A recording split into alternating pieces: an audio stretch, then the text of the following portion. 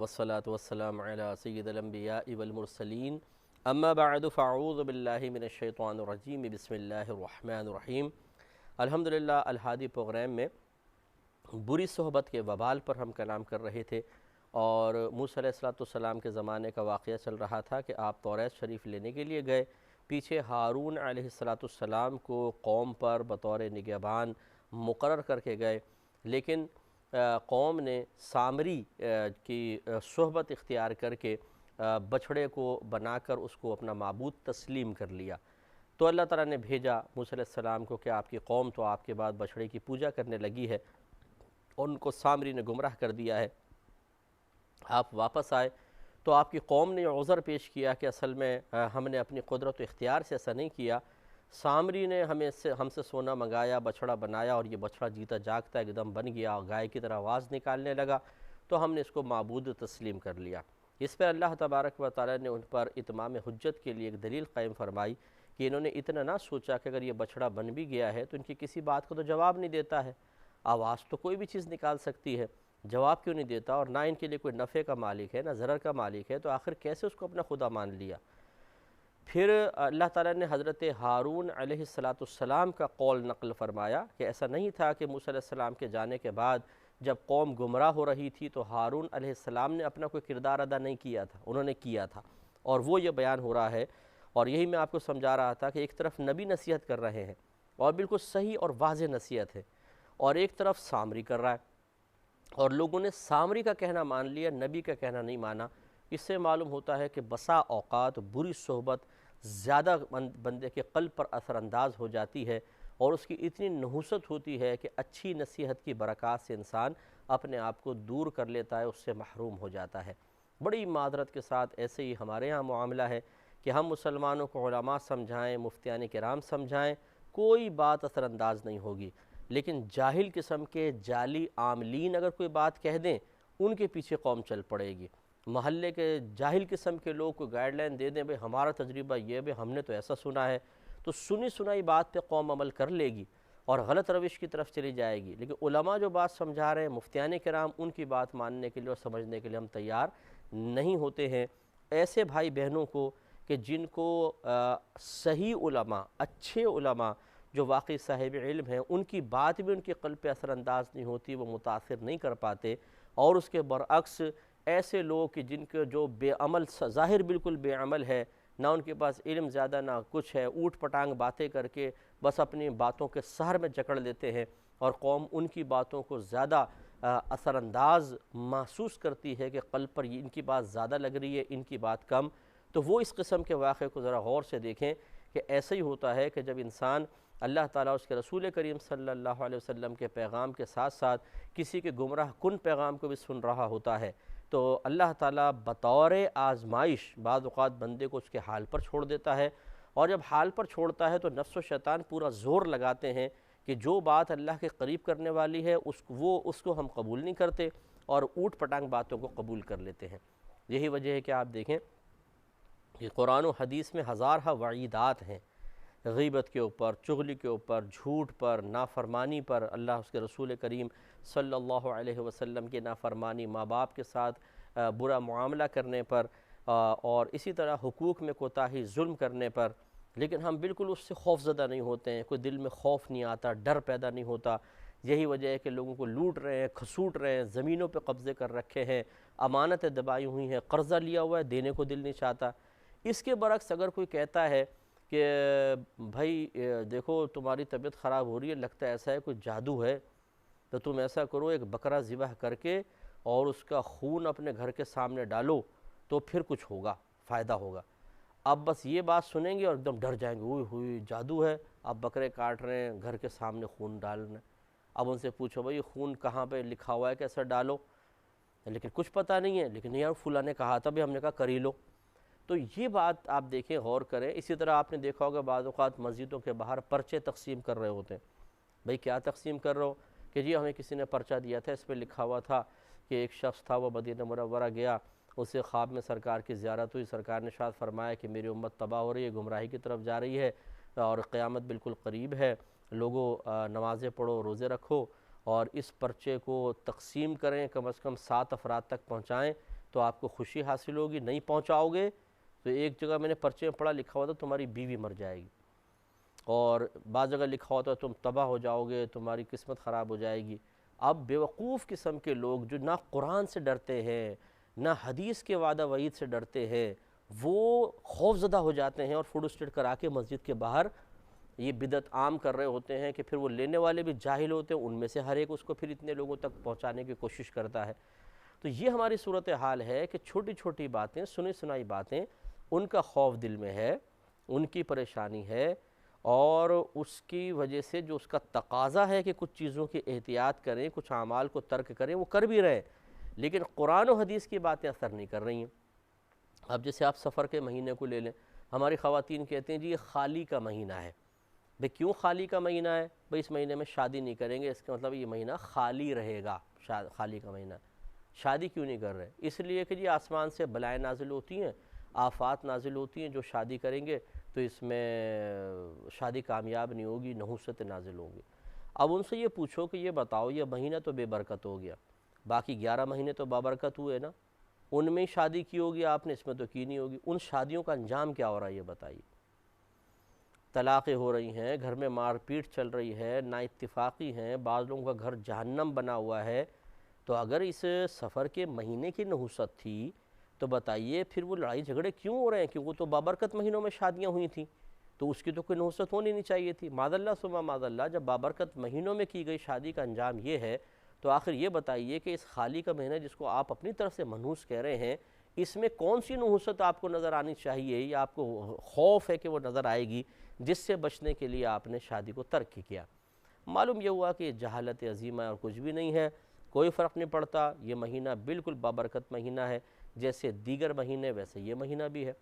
اور یہ تو کفار کا عقیدہ تھا کہ اس مہینے میں بلائیں نازل ہوتی ہیں، تو ہمارے آقا صلی اللہ علیہ وسلم نے اس زمانے میں بھی ان کفار کا رد فرمایا، اور ولا سفر کے الفاظ ہیں کہ سفر کچھ بھی نہیں ہے، یعنی جو تم یہ کہتے ہو کہ سفر کے مہینے میں بلائیں اور مصیبتیں نازل ہوتی ہیں، ایسا کچھ بھی نہیں ہے۔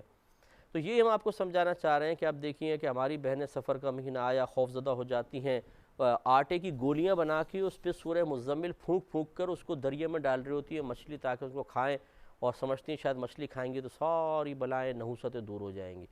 تو اب ایک خوف ہے، سنی سنائی بات کا ڈر ہے، اور اس ڈر کا جو تقاضا تھا کہ کوئی حفاظتی عمل کیا جائے، وہ آپ حفاظتی عمل بھی کر رہے ہیں۔ تو یہ باتیں اثر کر رہی ہیں، کچھ عمل بھی کروا رہی ہیں، لیکن قرآن کہہ رہا ہے، حدیث کہہ رہی ہے نماز پڑھو نہیں تو 2,88,00,000 برس تمہیں جہنم میں جلنا پڑے گا، جہنم کے دروازے پہ تمہارا نام لکھ دیا جائے گا، نماز چھوڑو گے تو سب سے پہلے نماز کا حساب ہوگا، اگر یہ ٹھیک رہی تو آگے کی منزل آسان ہوگی، اگر اس میں خسارہ تو آگے بھی خسارہ، لیکن کوئی اثر نہیں ہے، نمازیں پڑھو نہ پڑھو بے فکر ہے،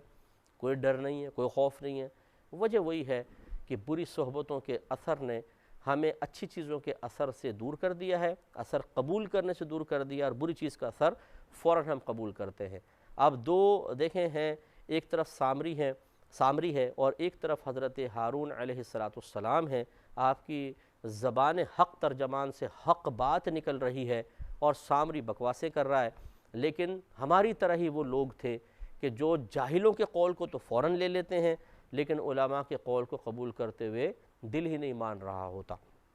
لہٰذا اللہ تعالیٰ نے فرمایا کہ وَلَقَدْ قَالَ لَهُمْ هَارُونُ مِن قَبْلُ، اور ضرور بے شک فرمایا اس قوم کے لیے ہارون نے موسیٰ علیہ السلام کے آنے سے پہلے، یا قومی اے میری قوم، انما فتنتم بہ،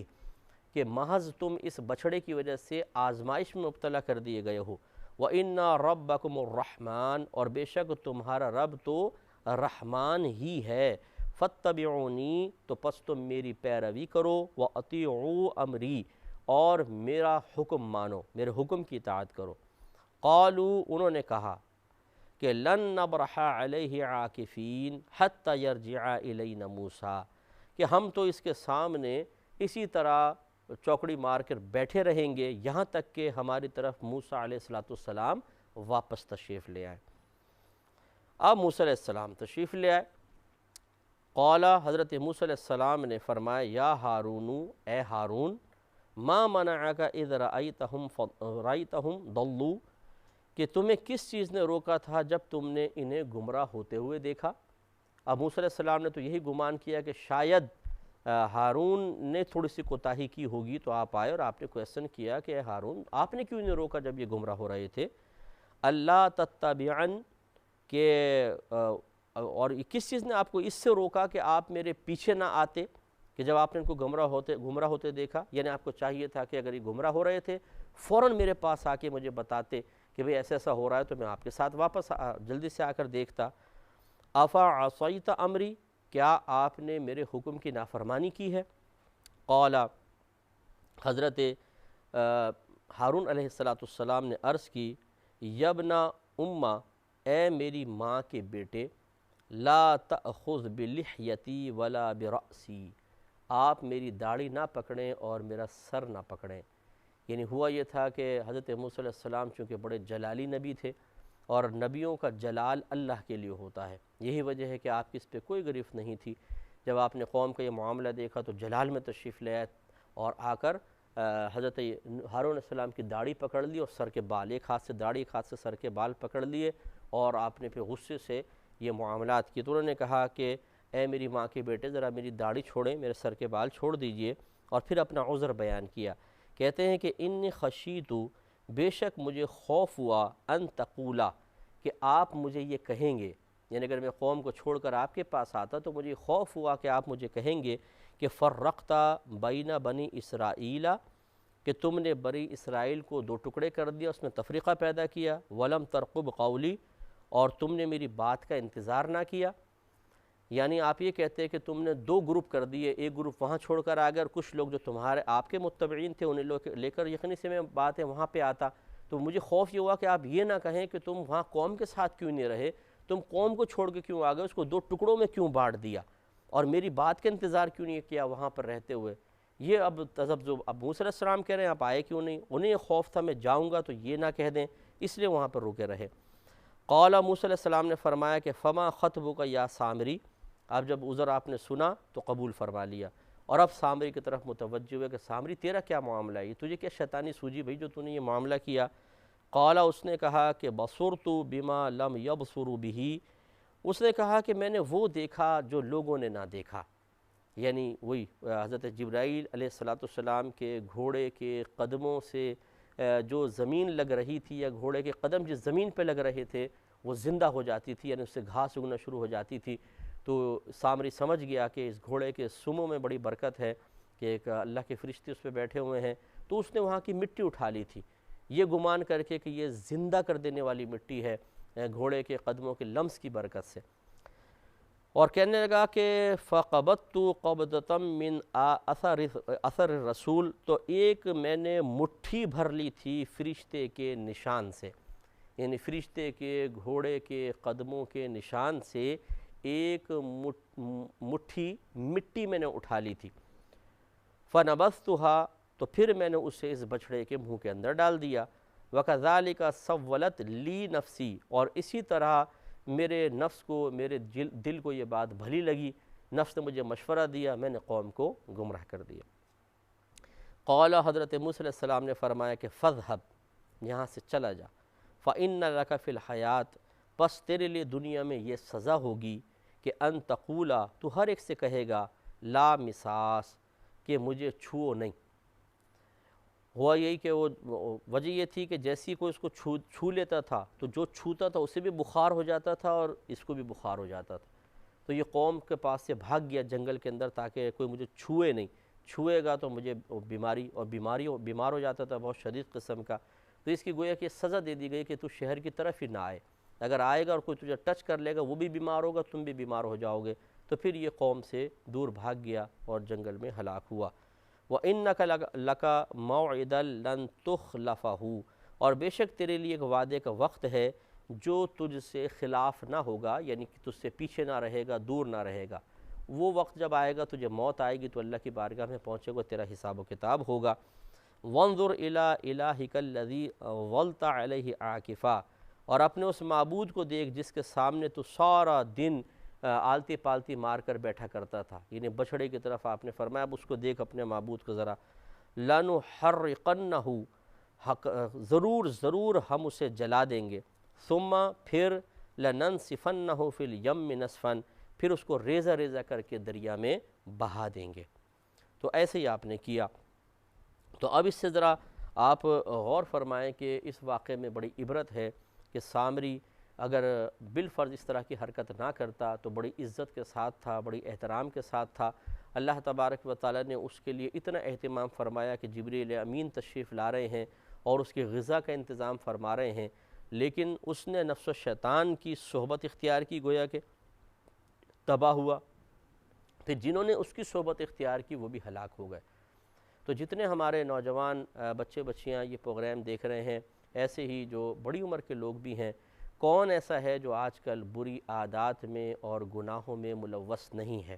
رات دن اتنی ہمیں گناہوں کی عادت پڑ چکی ہے کہ ہم گناہ چھوڑنا بھی چاہیں تو ہم کہتے ہیں کہ یہ ظالم ایسی منہ کو لگ گئی ہے کہ چھٹتی نہیں ہے۔ معاذ اللہ، جیسے شراب کے بارے میں لوگ کہتے ہیں کہ بھئی یہ تو چھٹتی نہیں ہے، شراب نفرت بھی کر رہے ہیں، سب کچھ کر رہے ہیں، پھر بھی پیے چلے جا رہے ہیں۔ اسی طریقے سے ہمارے مسلمان بھائیوں بہنوں کا معاملہ ہے کہ گندی عادات کو ہم جانتے ہیں یہ بری عادات ہیں، یہ گناہ ہیں، ان میں ذلت ہے، رسوائی ہے، تباہی ہے، جسمانی بیماریاں ہیں، روحانی بیماریاں ہیں۔ اگر یہ باتیں لیک آؤٹ ہو جاتی ہیں تو معاشرے میں بدنامی ہے اور ذلت ہے، رسوائی ہے، اور یہاں اللہ نے پردہ رکھا بھی تو میدان محشر میں اللہ کی بارگاہ میں گرفت کے امکانات ہوں گے، بری موت بھی آ سکتی ہے، عذاب قبر بھی ہو سکتا ہے، لیکن اس کے باوجود ہم ان گناہوں کو چھوڑنے کے لیے تیار نہیں ہیں۔ وجہ کیا ہے؟ صحبت، بری صحبت کے اثرات ہیں جس کی وجہ سے انسان رات دن گناہوں کے اندر مصروف عمل ہے۔ اس لیے مجھے بھی اپنے اعمال اور افعال پر نگاہ ڈالنی چاہیے، آپ بھی ڈالیے، میں بھی غور کرتا ہوں، آپ بھی غور کریں اور اپنے اعمال کو بدلیں، اپنی صحبت کو ذرا تبدیل کریں، اچھی صحبت اختیار کریں۔ میں نے آپ کو پہلے بھی مشورہ دیا تھا کہ اگر آپ کے اطراف میں ایسے لوگ موجود نہیں ہیں تو ایک ہوتی ہے دور کسی شخص کی اس طرح صحبت اختیار کرنا کہ جسمانی قرب تو نہیں ہوتا ہے لیکن روحانی اعتبار سے انسان قریب ہو جاتا ہے، یہ بھی ایک صحبت حاصل کرنے کا طریقہ ہوتا ہے۔ اس میں بعض اوقات تو ایسا ہوتا ہے کہ ہم کسی کی تصنیف کردہ کتب پڑھتے ہیں اور اس کتاب پڑھنے سے خود بخود ہمارا مصنف سے ایک روحانی تعلق قائم ہو جاتا ہے، حالانکہ ہم نے مصنف کو دیکھا بھی نہیں ہوتا، کچھ بھی نہیں، لیکن اس کی تحریر گویا کہ بول رہی ہوتی ہے، ایسا لگتا ہے جیسے مصنف کلام کر رہا ہے، تو ہمارا اس سے رابطہ ہو جاتا ہے اور ہم اس کی باتوں سے ہدایت حاصل کرتے ہیں۔ یہ بھی ایک صحبت کا طریقہ ہوتا ہے۔ دوسرا طریقہ ہوتا ہے جیسے چینلز وغیرہ پہ اچھے پروگرامز اگر آپ کو محسوس ہوتے ہیں کہ جو اصلاحی پروگرام ہیں جن سے آپ کی معلومات میں اضافہ ہوتا ہے، جو چاہے لمحے بھر کے لیے صحیح لیکن آپ کی قلبی کیفیات کو بدل دیتے ہیں، گناہوں سے نفرت ہونے لگتی ہے، اچھائی اچھی لگنے لگتی ہے، برائی بری لگنے لگتی ہے، تو یہ بھی ایک صحبت کا طریقہ ہے کہ انسان اس پروگرام میں کم از کم 20 منٹ 25 منٹ، کوئی 40 منٹ کا پروگرام ہے تو 40 منٹ تک آپ ایک گویا کہ صحبت اختیار کر رہے ہیں، اس کی اپنی برکات ہوتی ہیں۔ اسی طریقے سے اگر کوئی قریب ایسی شخصیت مل جائے یہ تو بہت ہی بہتر ہوتا ہے، جس کے ساتھ آپ اٹھے بیٹھیں، کوئی نیک آدمی ہے تو اس سے بھی آدمی کی طبیعت پر بڑا اچھا اثر قائم ہوتا ہے۔ تو یوں اپنی صحبت کو تھوڑا سا چینج کریں گے تو انشاءاللہ وہی کام جس کو ہم پہلے ناممکن سمجھا کرتے تھے بعطائے الہی بکرم الہی ہمارے لیے بالکل آسان ہو جائے گا اور ہم سرخرو ہو جائیں گے۔ اللہ تعالیٰ سے دعا ہے کہ رب کریم مجھے اور آپ دونوں کو اس پر عمل پیرا ہونے کی توفیق عطا فرمائے، آمین۔ وآخر دعوانا